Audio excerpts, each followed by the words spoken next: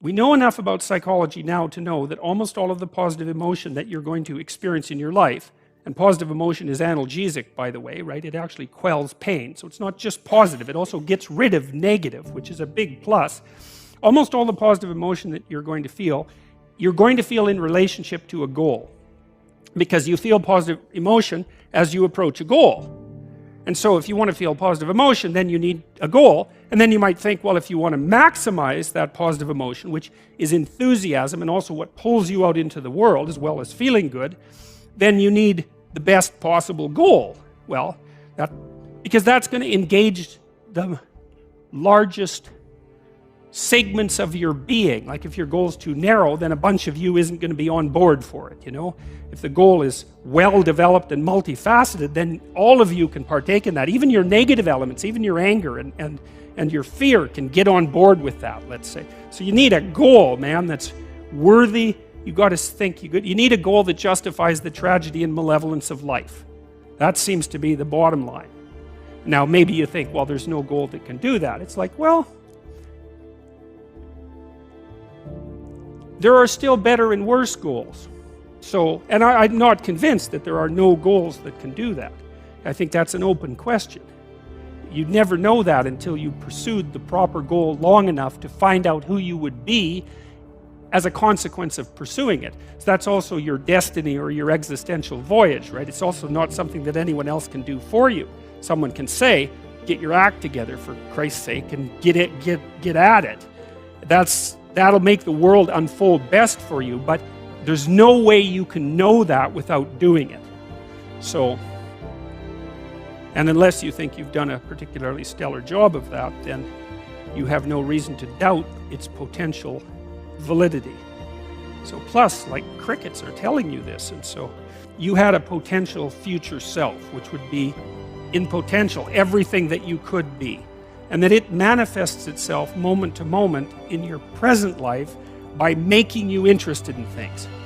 And the things that you're interested in are the things that would guide you along the path that would lead you to maximal development. Now, it sounds like a metaphysical idea or a mystical idea even, but it's not. It's not. It's a really profoundly biological idea. The idea is something like, well, you're set up so that you're automatically interested in those things that would fully expand you as a well-adapted creature. Well, like, there's nothing radical about that idea. What else could possibly be the case? Unless there's something fundamentally flawed about you, that is what the situation would be.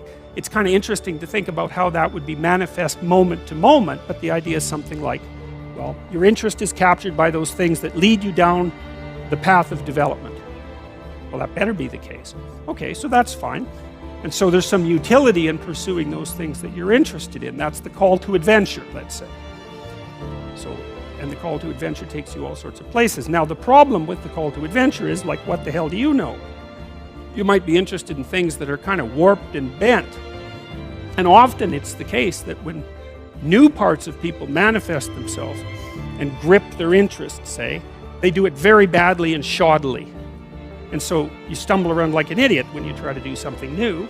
That's why the fool is the precursor to the savior from the symbolic perspectives, because you have to be a fool before you can be a master. And if you're not willing to be a fool, then you can't be a master. So the proper response to that is, you're right, it probably is a stupid idea, because almost all ideas are stupid. And so the probability that as you move forward on your adventure that you're going to get it right the first time is zero. It's just not going to happen. And so then you might think, well, maybe I'll just wait around until I get the right idea, and which people do, right? So they're like 40-year-old, 13-year-olds, which is not a good idea.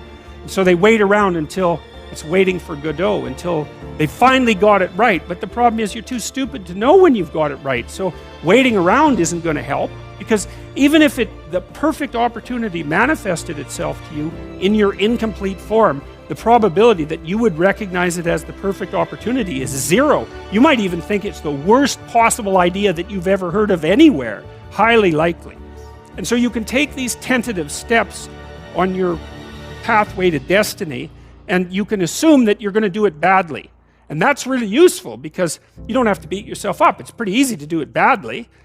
But the thing is, it's way better to do it badly than not to do it at all.